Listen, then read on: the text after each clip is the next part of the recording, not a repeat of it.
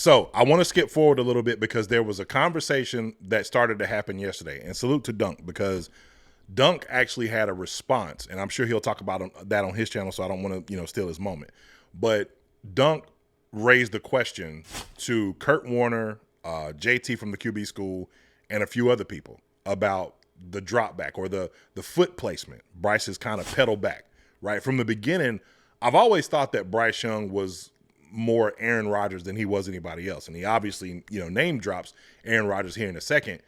But I want to listen to what Gruden has to say about this because Gruden comes to the conclusion of what Gruden says about his drop back. Because I can't tell you how many times I've watched JT O'Sullivan's videos and he'd be like, man, nobody in the league is playing quarterback like this, man. Like, this is not from a perspective of like, oh, he's so great or anything like that. But the reason I wanted to highlight this is because of all the things and the reasons that we've talked about Bryce Young's benching, I think this might be one of the underlying reasons behind why it happened and why there wasn't success early on. And part of the struggle obviously was, yes, he had some struggles with the playbook. Yes, it was, everything was new. He was seeing things. He wasn't necessarily getting helped out much by the run game not being, established. But I also feel like maybe it was because of a situation that, hold on, we'll get to that. I'm going to skip forward because I want to go to a part where he starts talking about this in detail. May have your microphone. I just want you to stand up, act like you're in the shotgun. I'm a big believer that. What's the best? Let's say you're facing this camera right here, wherever you want.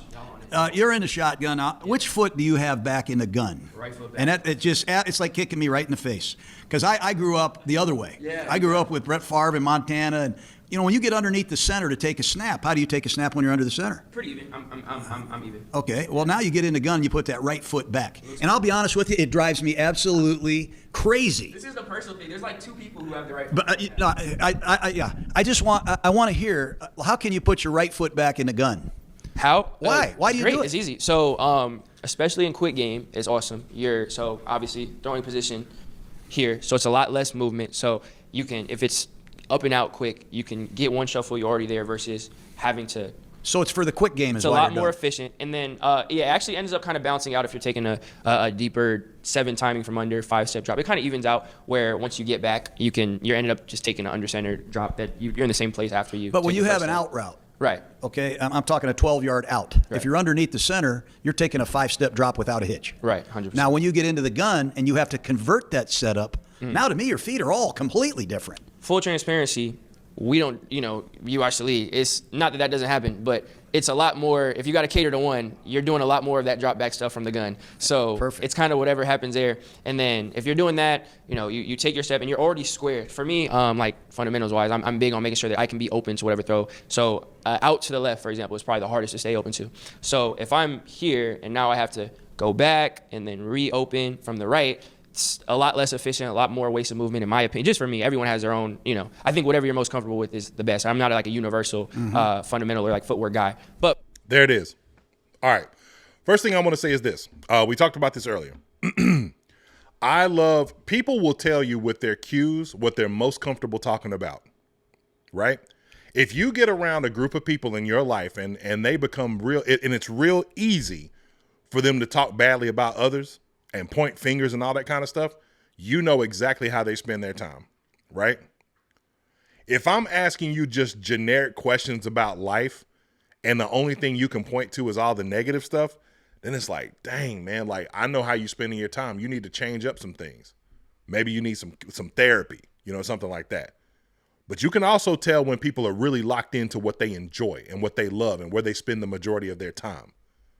That's what I love. Look, the great thing is that if it does become successful for this guy, especially if we measure it off of the last few games of the season and the last few games that he played when he got coming back from being benched, and we see all the stat lines, we hear all the the crazy numbers from that short span of time. If it starts to become more consistently successful, it will stay consistent because that he will be 100% locked in, right? Because I love doing this. This is what I do. That was the sell. Nakari said it. The sell was when he went into the meeting with David and Nicole Tepper. It's like, holy crap. Like this kid breathes, sleeps football. His position, understanding the game, all that kind of stuff. And it's easy to see how he got to the success that he got. Bryce Young was a starter as a freshman at Mater Dei. Nuts, right? That's a powerhouse program.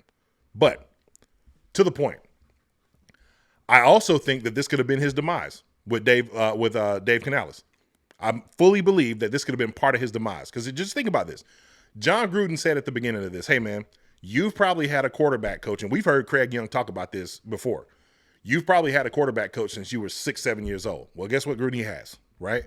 Because Craig was always prepping him for this position once he saw early on, like, man, this kid's got some natural talent.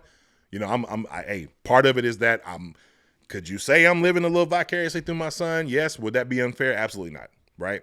So I'm going to cultivate that talent by putting him around the best people possible. So what do they do early on? They establish things that work for him because he is an anomaly. He's undersized. Everywhere he goes, he's always going to be the smallest at that specific position, right? So we have to do things a little bit different to make you play at 6'2", 6'3", even though you're 5'10", all right? So part of that is possibly leaving yourself open with the right foot back on a drop back. When you get to the league and you got a guy like Dave Canales who's proven to help quarterbacks develop themselves, what is the first thing that he talked about with Bryce Young as far as like opportunities to improve? Footwork. The very first thing. So if I'm in camp trying to tell you like, hey, maybe try this. Maybe it's some of those old methods like Gruden was just talking about. Listen, buddy, I coached Montana. I coached Favre. I led Brad Johnson to a Super Bowl. I ain't never seen nobody do what you're doing. I ain't never seen nobody do what you're doing. Because it's not common. I've heard JT say that over and over again. What he does, nobody in the league does, right? Not to his benefit, to possibly his detriment. But guess what I've done with that? I was the starter at freshman at Mater Dei with that. I was the number 1 quarterback coming out of high school with that. I got letters to every single college you can think of. Buddy, I committed to USC and then I ended up going to Alabama. And you know what? I didn't win a national championship, but I did what nobody else ever has at quarterback position. I won a Heisman. And then I was drafted number 1 overall. So all of that, then you get to the league and you start to see the troubles. But if you try to change that now drastically, you're not going to get the best version of him. And I think part of what Canales, and I can't verify this. I'm no expert or anything like that. I'm only just gauging off of what I'm seeing him talk about here versus what we've seen as far as production and in eventual, things that have made him successful. Is it possible that Dave Canales early on was like, man, this kid's just not getting it. Like, he is not going to be able to turn the corner. I need you to do this in order for you to execute this that I'm putting out there on the field. And we see like, man, you're struggling. Bryce throwing these little screens, Adam Thielen, and, throwing it 3 yards ahead of him, all this kind of stuff. Some of it may be confidence. You got stuff going on in your personal life. You're dealing with, new personnel and a new system and all this other kind of stuff, right? But I also think that maybe it was, hey, man, we're trying to teach you some stuff and you're just not grasping it, man. We got to sit you down.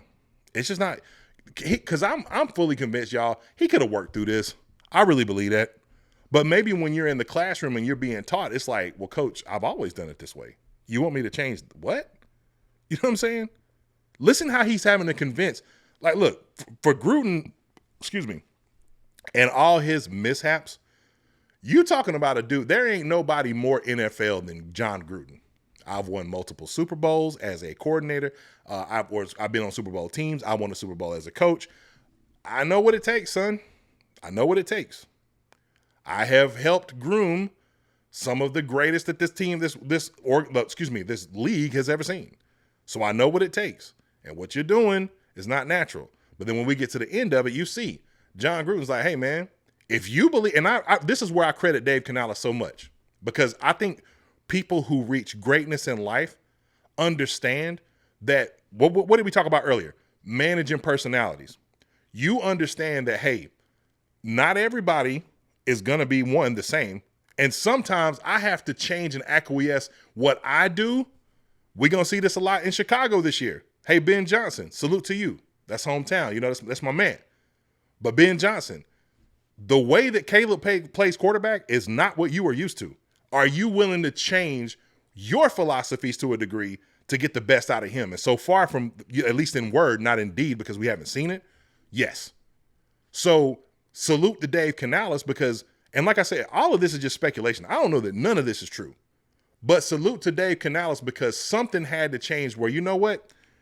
Hey, man, like at the end of this, John Gruden, you made me a believer. If you believe in that strong enough and you can match that with production on the field and I see it happening, do it. If that's what it takes, do it. But for me, it's a lot less efficient, a lot more racing moment. If I can already stay here, when I catch the ball, I don't have to cross. I don't have to rearrange my feet, and I'm open because I'm like this. So I can stay down the middle and then take my five from under, whatever that timing is, and I can stay here, and now I'm already squared, ready to get here. If I need to get to the right, I can throw like this if I need to, but I can get as much as I'm able to get, and as long as I'm open, I can get there. So if my right foot's back, it's a lot less movement. I'm more in my throwing position from when I get back, and also I've been doing it for a while, so it's where I'm most comfortable. You know, have a seat. Last thing, you're scaring me, man. I'm starting to really believe you. I love it. You know, the first person I ever saw put the right foot back was Aaron Rodgers. Facts. And I was on Monday Night Football, and Aaron Rodgers started doing it. Yeah. So what all young guys are doing? Hey, Aaron Rodgers got his right foot back. I'll put my right foot back. Facts. But I'm convinced Aaron Rodgers does it because Aaron Rodgers is just different. And so is he. And that's what I love, man. It's like, look, Aaron Rodgers is the first person that I saw doing that. What also is Aaron Rodgers? The most efficient quarterback in league history. The next one coming, Lamar. What Lamar did this year is unbelievable. The number of touchdowns versus the number of interceptions is unbelievable. Now, here's where I can make an argument in Gruden's case. If you play out with a different style like that, then you better be able to do it when it counts. Because when it counts, the stuff that we talk about, that historically this league has had to work off of in order for you to be able to be successful on the ultimate level, you got to still be able to do that too, right? But hey, you got me convinced. And I think that there is a possibility, there's a world that exists where Dave Canales eventually came to a point of like, you know what, that's just who this kid is, and we're not going to try to change it. We are going to allow him to be himself, and then we're going to build on top of that. That makes me extremely excited.